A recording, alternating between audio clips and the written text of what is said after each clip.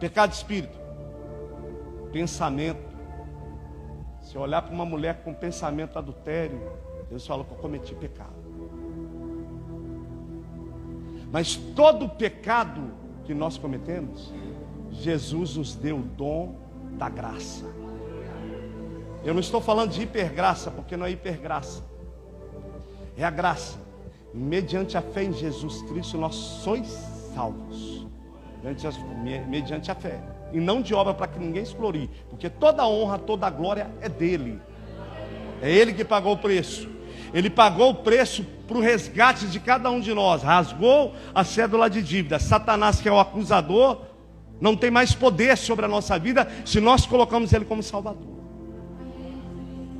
Porque todas as vezes que o diabo for tentar te acusar, Jesus falou: ei, eu paguei um preço, ele está comigo, eu sou advogado dele.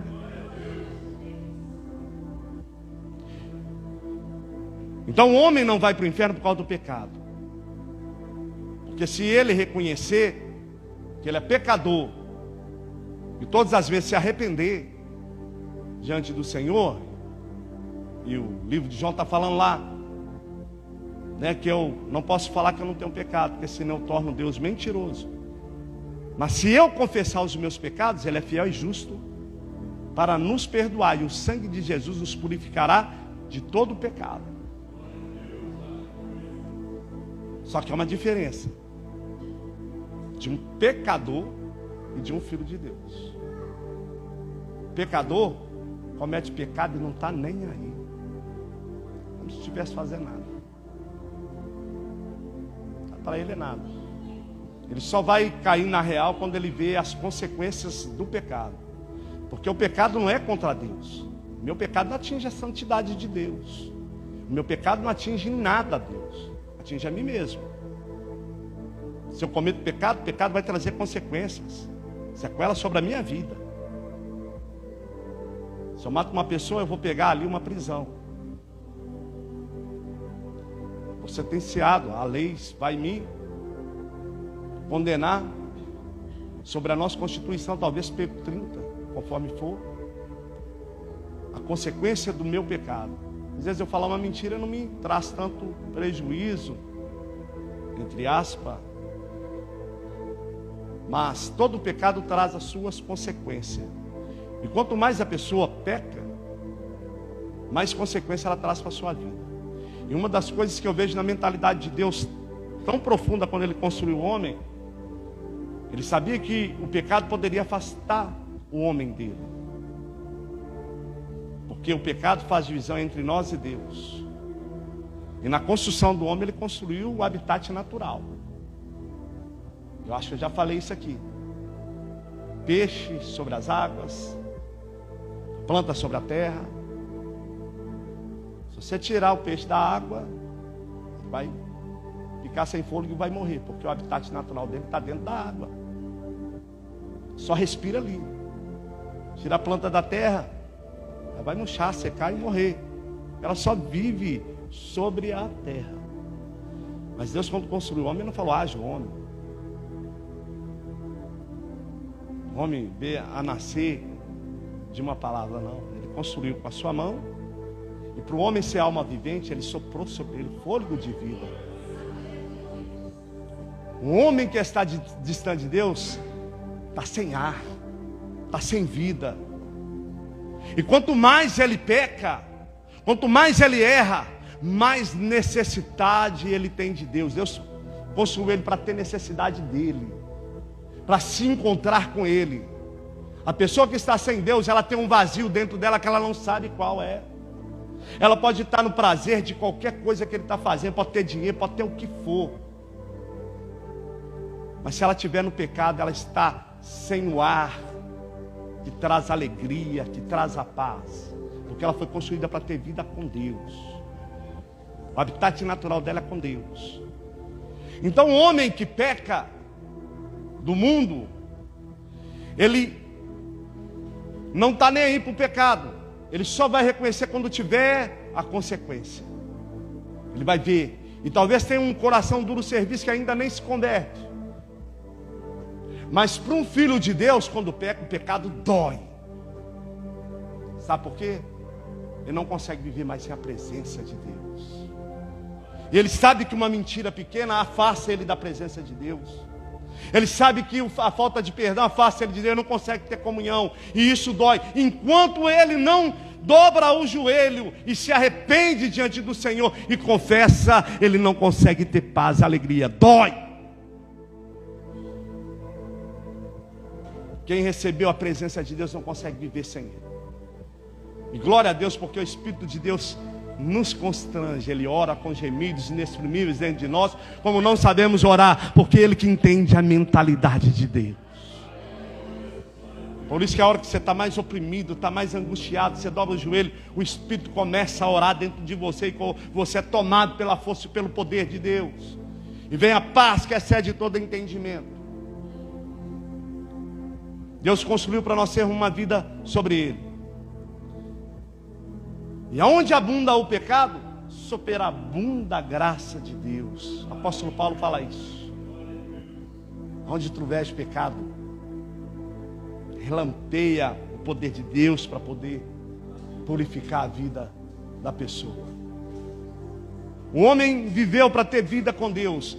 E por isso eu falo que o pecado leva o homem para o inferno? Não. O que leva o homem para o inferno é rejeitar a graça de Deus. E os discípulos falaram nas cartas: como podemos rejeitar tão grande salvação? O homem que você prega para ele: olha, aceita Jesus como Senhor e Salvador, e ele rejeita a salvação que Jesus traz, ele está rejeitando a salvação dele. Talvez ele pense assim: porque o diabo trabalha. Ah, mas você é pecador, para você não tem jeito, você não consegue sair desse pecado. Olha, o maior milagre que Deus faz na vida de um homem é converter ele, transformar ele num homem de Deus. É o maior milagre. É tirar ele lá, né, daquela vida errada, do lamaçal de pecado, lavar ele, colocar vestes novas, fazer ele um santo homem de Deus. A dispensação de tempos veio, meu irmão. E agora nós estamos aqui lendo aqui sobre uma geração, a qual Jesus está dizendo: quando estas coisas acontecerem, eu digo, porém, que essa geração não passará sem ver a vinda do Filho do Homem. E o que Jesus falou para trás, profeticamente ele falou da igreja primitiva, falou da igreja gentílica, e agora está falando desta geração, a qual está prestes a ser arrebatada. Todos os sinais que Jesus falou em Mateus 24 apontam para a geração nossa, como a geração do arrebatamento. Ele fala que essa geração não passará sem vir a vinda do Filho do Homem. Você pega na história humana sobre tecnologia. Daniel está dizendo que nos finais dos tempos haveria uma multiplicação de conhecimento. Se você pegar lá atrás, meios de transporte, navio, carruagem e cavalo, nenhuma geração houve explosão de conhecimento. 1887 é construído o primeiro avião que voa, o Santos Dumont. E aí começa a ter uma explosão de conhecimento. Sinal profético dessa geração. Vamos para as guerras. Primeira Guerra Mundial, nunca havia guerra mundial. Tivemos a Primeira Guerra Mundial em 1900. Não lembro bem a data. A segunda eu lembro. Depois tivemos a Segunda Guerra Mundial. Há mais de 2000 anos, Jesus havia falado que o povo dele seria disperso para o mundo afora. Ele profetizou isso. E o povo judeu viveu em nações estrangeiras, doido para voltar para a sua nação. Aí o que acontece na Segunda Guerra Mundial, pós-Segunda Guerra Mundial? O encontro das federações mundiais. E em 1947, presidente da ONU, chamado Oswaldo Aranha, presidente da ONU, cristão, temoroso a Deus, começa a fazer uma política para que o povo de Israel voltasse a ter de novo a sua nação. E dentro da reunião lá dos presidentes, começaram a ter votação. E Israel não conseguiria ser federação novamente, ser uma nação. Ele paralisa ali a votação, dá um tempo para o pessoal ir alimentar e começa a ligar para chefes de estados para poder pegar e votar em favor para que Israel fosse nação novamente. E aí ele conseguiu, dentro dessa estratégia, o empate técnico dessa votação para que Israel voltasse a ser nação. E ele, como presidente da ONU, tem um voto Minerva. E como era desejo dele, ele vai e abençoa Israel novamente como nação.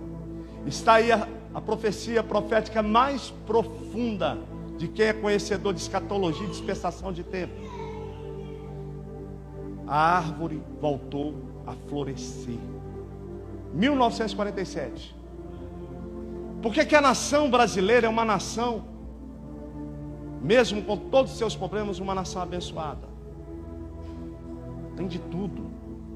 É um povo abençoado. Nós passamos por algumas aflições, mas não tão terríveis como outras nações. E tem até uma palavra que fala assim: olha, Deus é brasileiro. Mas sabe por quê? Porque há algo profético nisso. Oswaldo Aranha, como representante, embaixador da nossa nação, que representa a nação, abençoou o povo de Israel. E aqueles que abençoam o povo de Israel serão abençoados. Ele, como representante da nação, representou todos nós, abençoando Israel. Por isso a nossa nação é abençoada e protegida pelo Senhor. E existem profecias que o avivamento sairá do Brasil. A glória de Deus sairá do Brasil, sairá de nós, que somos igreja do Senhor, para proclamar o reino de Deus até a volta dele. O avivamento vai ser rápido, irmãos. Sabe por quê? Tem muitas pessoas adormecidas e Deus precisa despertar. A dispensação de tempos estão acontecendo. A luta está grande. E eu quero parar aqui para poder falar de uma experiência minha com Deus que aconteceu em 2017. Eu cheguei a ministrar isso no monte, nos vídeos que eu faço no monte, de uma experiência que eu tive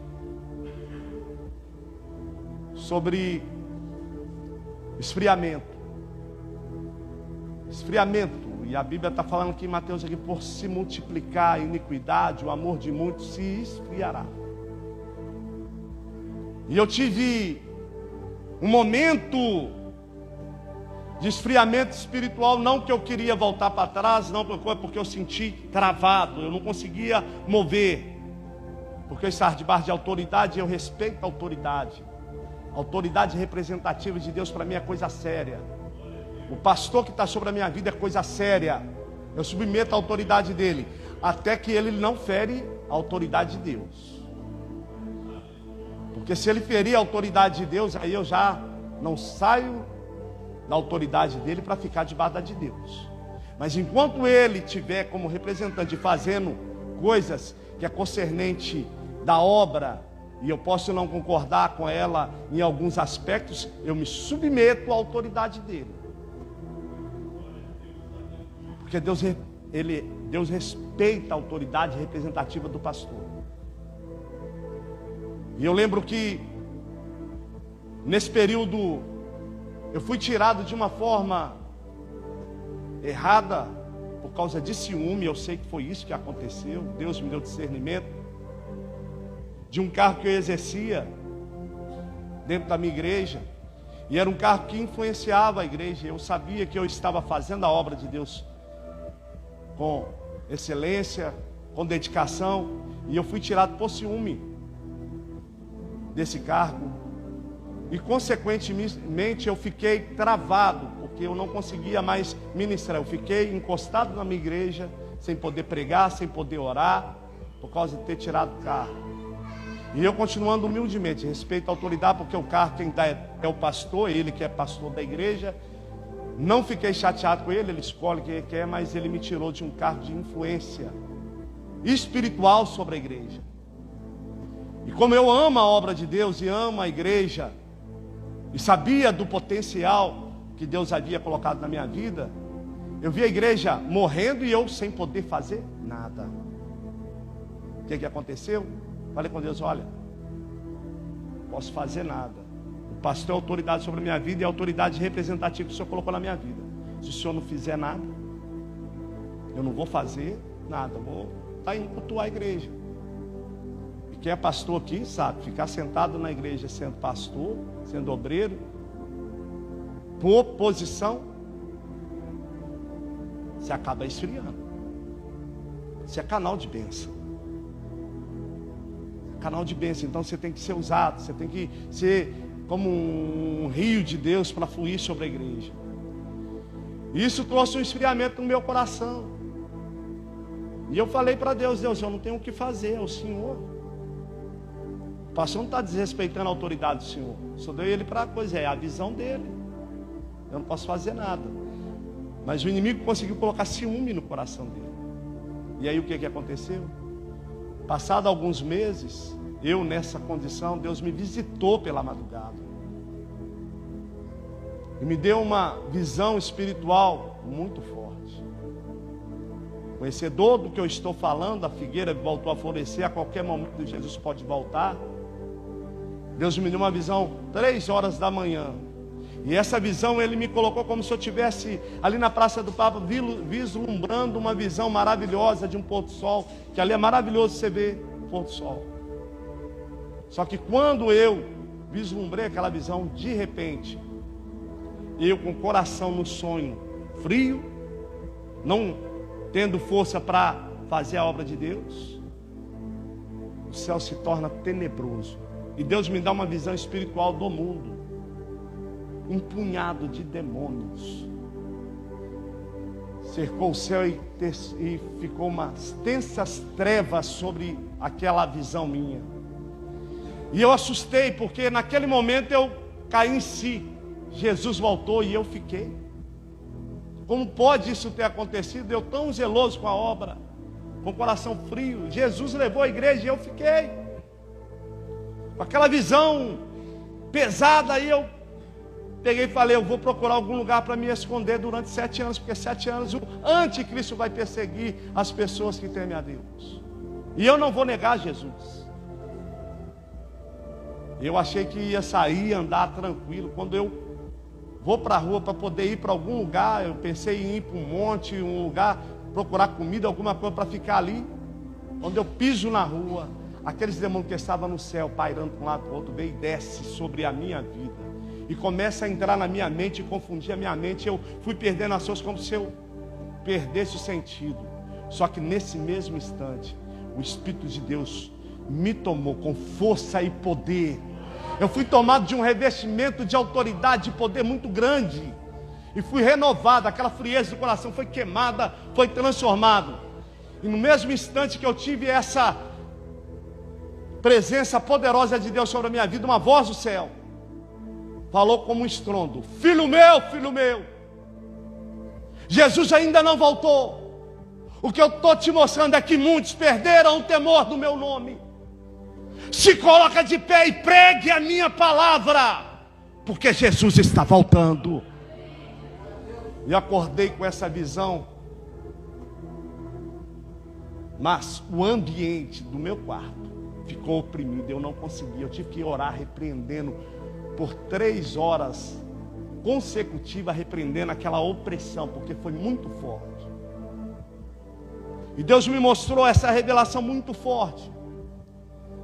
Como Ele também me deu, aí no meio da pandemia, uma visão, que a estratégia do inimigo, dentro dessa visão, é paralisar a igreja. E dentro dessa visão que Ele me mostrou,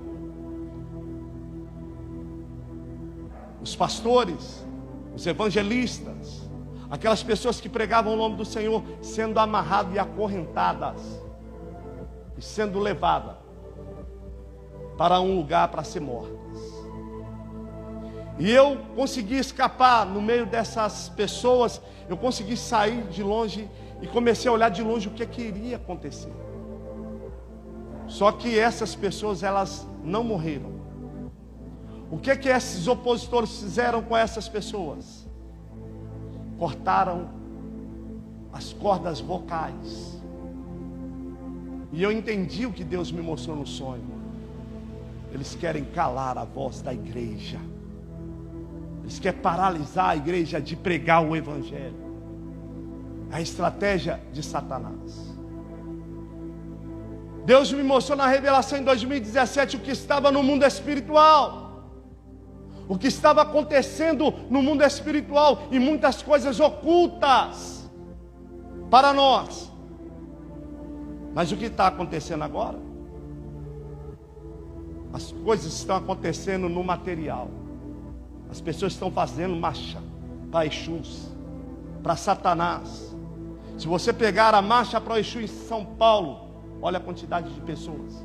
Elas não estão tendo mais vergonha de mostrar quem elas são. Conversando com um amigo meu, que lavava carro, aqui dentro da nossa cidade. Eu falei com ele de um projeto e ele falou comigo: toma cuidado, porque tem pessoas que dão tapa nas suas costas, você acha que é uma pessoa e não é. Pessoa que usa terno, gravata. Aconteceu uma coisa, eu vou te contar essa experiência. Fui lavar o carro dessa pessoa, deixou o carro lá, era para lavar por fora. Mas o Espírito de Deus me incomodou. Me fez eu ir andando nesse carro, ir andando, e abri o porta-mala. E quando eu abri o porta-mala, o que eu vejo lá é boss, obras de macumbaria feitas, já preparada para ser colocada nos locais para os Exus. E sabe o que estava lá? O nome de todas as igrejas de Raposos, para que as igrejas fossem fechadas. As pessoas não estão nem aí mais para aquilo que elas estão praticando. A guerra entre o bem e o mal está acontecendo. A dispensação que nós estamos vivendo é a dispensação em que Jesus está falando que a geração que está aqui, enquanto nós somos igreja, nós somos sal e luz aqui na terra. E sabe o que é melhor? Satanás pode receber oferenda, pode receber o que for, mas sobre a igreja está a autoridade de Deus para ligar e desligar na terra. O nome de Jesus tem poder e nada pode atingir a igreja do Senhor. Aleluia! Oh, glória a Deus! Eis que vos dei autoridade para pisar serpentes e escorpiões. Tudo que ligares na terra será ligado no céu. Tudo que desligares na terra também será desligado no céu. Ei, eu e você temos autoridade ainda aqui na terra. O inimigo é freado através do poder do nome de Jesus. Jesus nos chamou para essa geração, para ser guerreiros militantes contra o reino das trevas. Foi Deus que nos chamou. E sobre nós está autoridade.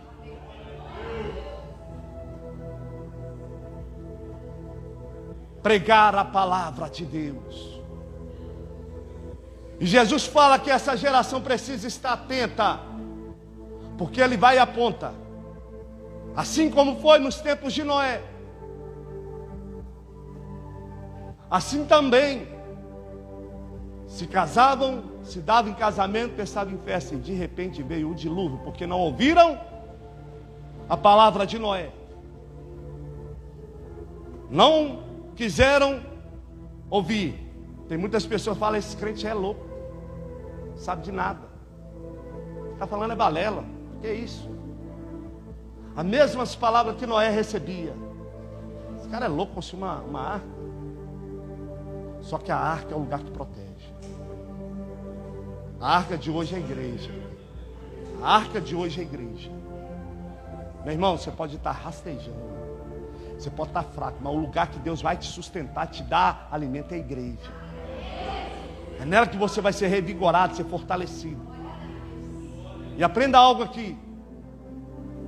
Você acha que a arca que Noé construiu, e para poder salvar ali os animais, a sua família, foi um lugar tranquilo? Foi lugar de trabalho, foi lugar de luta. Muitos animais para poder tratar durante 40 dias, 40 noites. Fedorento. Uma luta constante. Imagina a família de Noé. Talvez estava querendo sair no tapa lá. Mas se abrisse a arca que estava do lado de fora. Podridão, gente. Deu pessoas mortas. Alerta que eu te dou. A igreja pode ter problema. Ela pode ter dificuldade. Mas é um lugar que te alimenta e te dá força. Te protege e te guarda de todo o mal. Não saia da igreja. Permaneça firme. Esteja trabalhando. Porque breve, nós vamos desfrutar da nossa aposentadoria lá na glória. Receber o galardão que nos é concedido pelo nosso Pai, pelo trabalho árduo que nós temos feito aqui na terra. Nenhuma da obra que nós fazemos aqui para o nosso Senhor será sem ter galardão, meu irmão. Jesus está voltando. Se prepara, ó igreja, para encontrar com o Senhor teu Deus. Se prepara para ter um encontro com o nosso Senhor Jesus. Jesus está voltando. Jesus está voltando.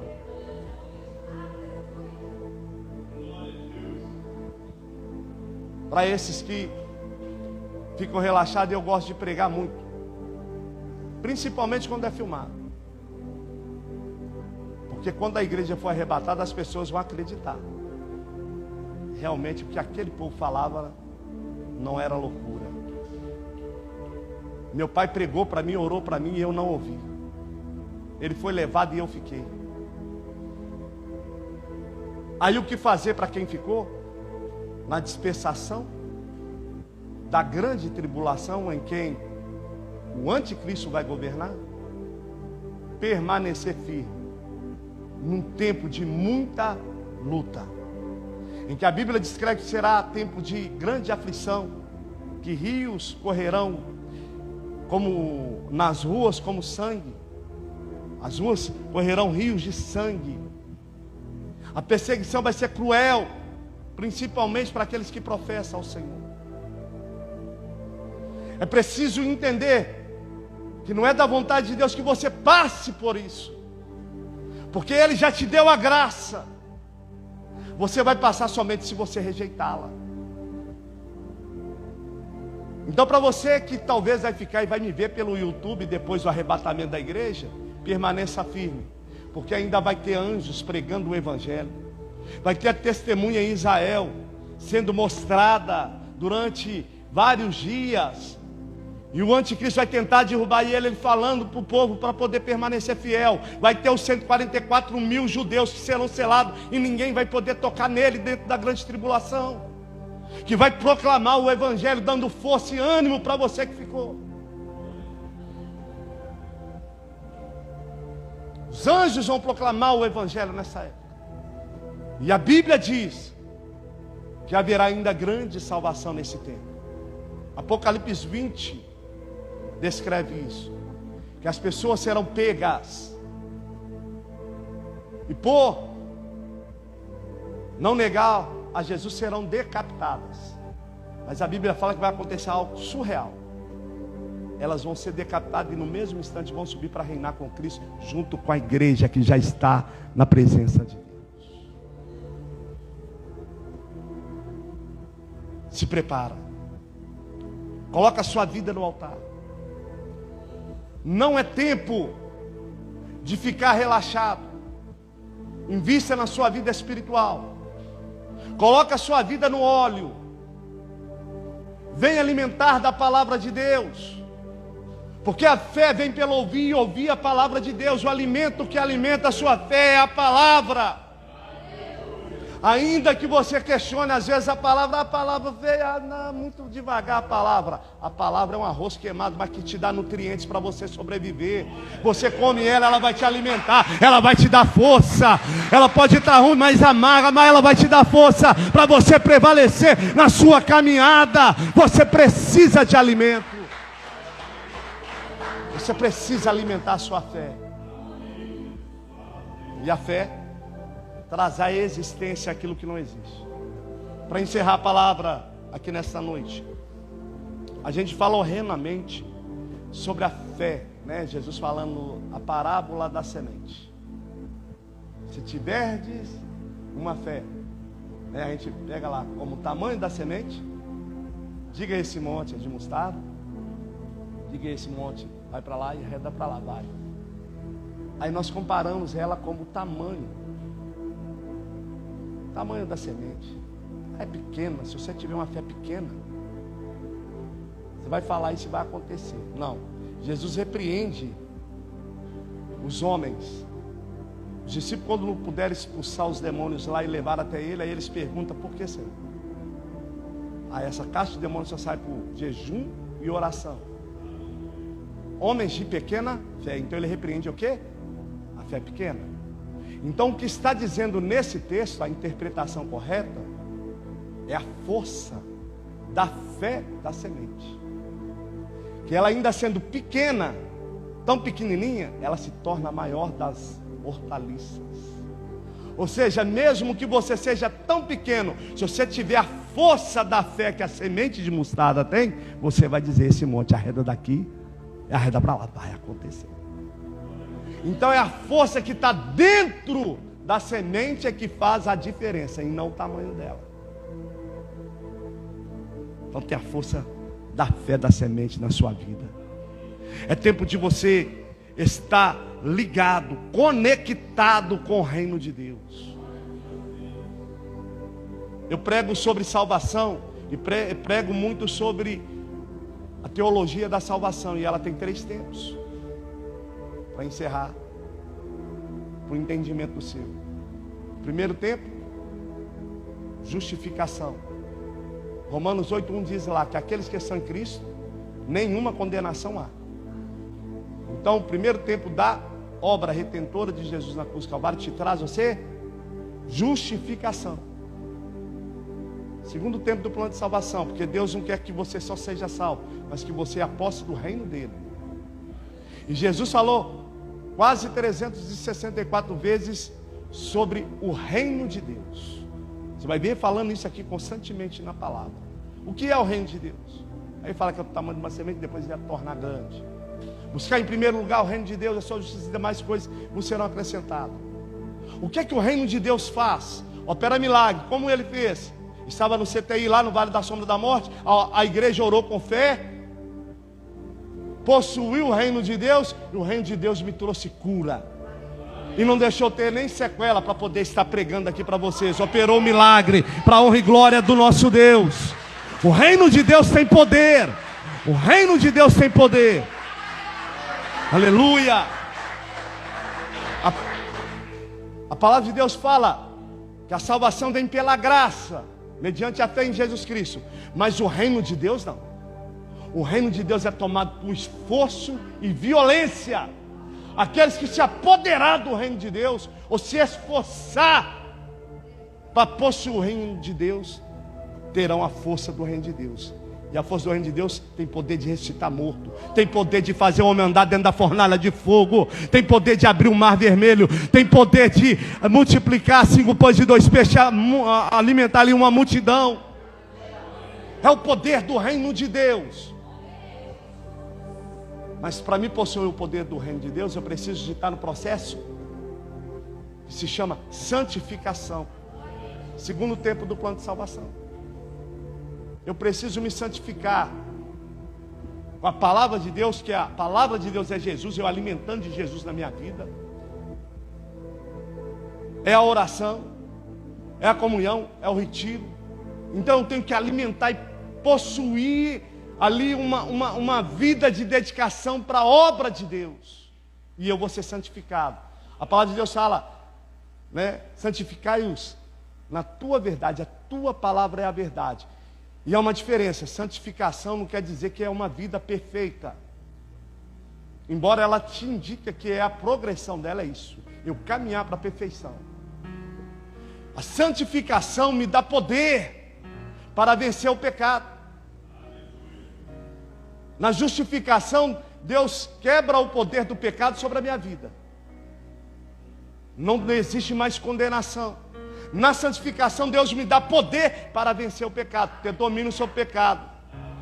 Há uma libertação na pessoa, há uma transformação na pessoa quando ela busca a santificação. Tem pessoas que estão viciadas na droga, tem pessoas que estão viciadas na bebida, tem pessoas que estão viciadas na pornografia, no adultério. O que é que ele precisa fazer? Santificar, porque quando ele santificar, ele recebe poder para não querer mais pecar, para não ser mais escravo do pecado, porque conhecereis a verdade vos libertará, e aquele que pôs o Filho do Homem libertar, verdadeiramente sereis livre, não será mais escravo do pecado, porque ele tem poder para vencer. E o terceiro tempo do plano de salvação, para fechar, glorificação, que acontecerá com o arrebatamento da igreja. Nós sairemos de um corpo pecaminoso para um corpo glorificado, onde nós teremos a nossa vida na glória para sempre. Amém? Glória a Deus. Aplauda o Senhor Jesus, glorificando e exaltando o nome do nosso Deus. Passa a palavra para o pastor. Obrigado mais uma vez pela honra, pastor. Que Deus abençoe, viu, meu querido? Eu que agradeço, glória a Deus. Aleluia. Fique espera no seu lugar. Glória a Deus. Estamos quase terminando. Louvado seja o nome do Senhor, querido. Feche os teus olhos. Feche teus olhos. Feche teus olhos. Aleluia. Glória a Deus. A fé vem pelo ouvir e ouvir a palavra de Deus. Querido, como o pastor João ele ministrou, o próprio Senhor Jesus ele disse que ele virá a hora que nós menos esperarmos. E todos nós devemos todos os dias estar vigiando e orando, queridos. Vigiando e orando. Somos peregrinos nessa terra. A nossa pátria não é essa. A nossa cidade não é essa. Deus ele preparou, querido, uma cidade celestial, uma pátria celestial para nós estarmos lá um dia, todos juntos, numa só voz, adorando ao Senhor. Glória a Deus. Feche os teus olhos, com as mãos sobre, aleluia. Feche teus olhos, feche teus olhos. És adorado entre nós, tão desejado aqui. Nada se comparará com a glória que há de vir. Eu não sou daqui, pra casa voltarei. Ele vem me buscar e com ele eu irei. Eu não sou daqui, pra casa voltarei. Ele vem me buscar e com ele eu irei. Yeshua,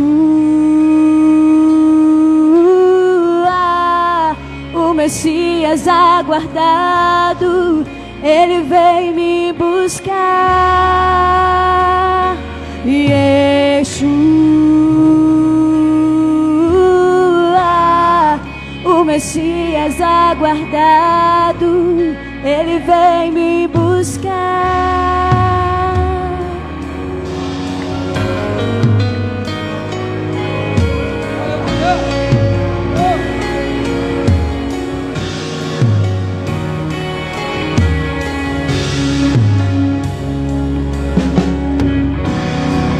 és adorado entre nós,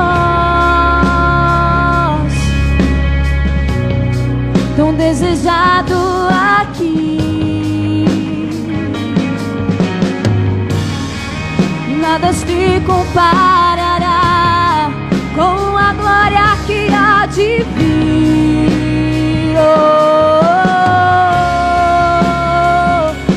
Eu não sou daqui, pra casa voltarei. Ele vem me buscar e com ele eu irei. Eu não sou daqui, pra casa voltarei. Ele vem me buscar e com ele eu irei. E Yeshua, o Messias aguardado, ele vem me buscar, ele vem. E Yeshua, o Messias aguardado, ele vem me buscar.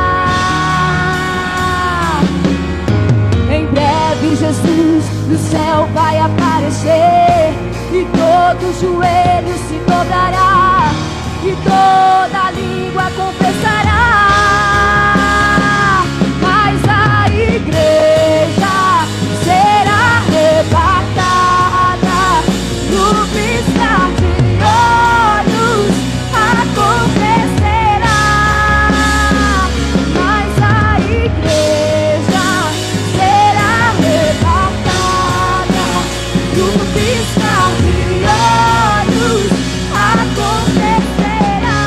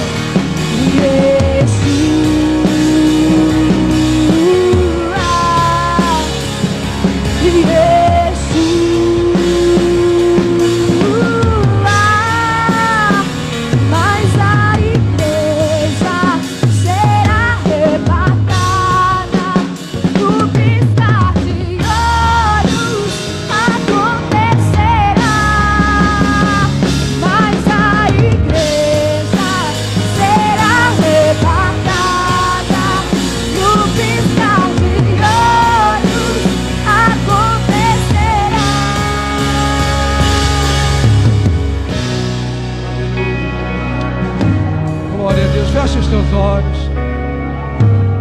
Todos os olhos fechados, todos os olhos fechados. Feche os teus olhos. Feche os teus olhos. Põe a mão sobre o teu coração. Põe as mãos sobre o teu coração, querido. Oh, todo bem que você conquistou ou vier conquistar aqui nesse mundo, nessa terra, todas as amizades que você fez, faz ou fará, não se compara com a glória que há de vir. Oh, fecha os teus olhos, põe a mão no teu coração. Toda a igreja, ora comigo assim: Senhor Jesus.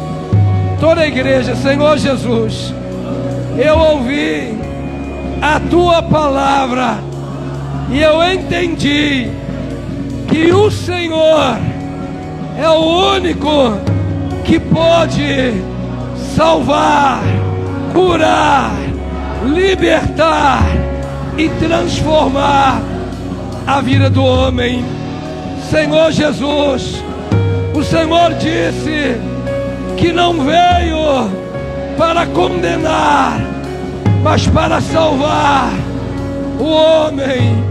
Eu quero agora abrir o meu coração para o Senhor entrar, fazer morada, cear comigo e eu com o Senhor. Senhor Jesus, eu quero agora confessá-lo como o único e suficiente Senhor e Salvador. E se eu estava afastado dos teus caminhos, se um dia eu esfriei, eu dei as costas ao Senhor, abandonei a salvação, a igreja, nesta noite, arrependido, eu quero voltar a renovar a minha aliança e o meu pacto com o Senhor. Todos os olhos fechados. Você que fez, você que está aqui presente e fez essa oração pela primeira vez, entregando a tua vida ao Senhor Jesus, confessando como único, suficiente Senhor e Salvador. Você que entendeu, querido, que depois que o homem morre, ou é morte eterna, ou é vida eterna. Não há outro termo. Jesus é o caminho, a verdade e a vida. Não há outro que pode te levar à vida eterna senão Ele. Ou você que estava afastado da casa do Pai, da presença do Pai, um dia você saiu da igreja, um dia você deixou a presença do Senhor e orou, se reconciliando com Ele. Levanta a sua mão bem alta, sem nenhum constrangimento. Bem alto, você que orou confessando, você que orou se reconciliando. Bem alto, sem nenhuma vergonha. Pastor, eu quero entregar a minha vida a Jesus, ou eu quero voltar à igreja, pastor, eu quero voltar a orar, eu quero voltar a sentir a presença de Deus, eu quero voltar a buscar a presença do Pai. Alguém? Levanta a mão bem alto. Alguém? Todos são de Cristo. Glória a Deus. Glória a Deus. Se todos nós somos do Senhor, eu louvo a Deus. E é sinal de que existem pessoas aí fora precisando de você, para você ir lá buscá-la, querido, abraçá-la e trazê-la à presença de Deus. Glória a Deus. Posso ver um amém? Quantos foram abençoados? Eita glória. Você que está nos acompanhando em minhas redes sociais, você abriu seu coração confessando Jesus ou se reconciliando, entre em contato conosco. Entre nas nossas redes sociais, ligue, mande mensagem. Temos nossas redes no Instagram, no WhatsApp, no Facebook.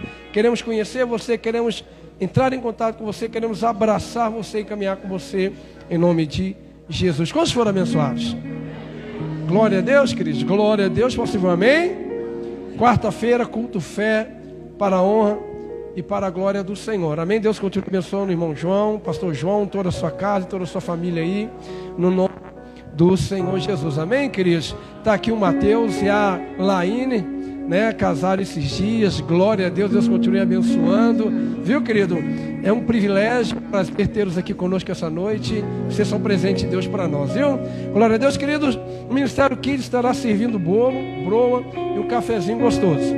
Abençoa o ministério. Todo dinheiro arrecadado vai ser usado para o evento das crianças que vamos fazer aqui na cidade de Raposos, para a festa das crianças, querendo Deus em nome de Jesus. Então procure o Ministério Kids, não saia com pressa. Amém, querido? Não saia com pressa. Abençoe no nome de Jesus. Chega sua mão bem alto. O Senhor te abençoe e te guarde. O Senhor faça resplandecer o seu rosto sobre ti, tem misericórdia de ti. O Senhor sobre ti levante o teu rosto e te dê a paz. Vá em paz. Deus te abençoe em nome de Jesus.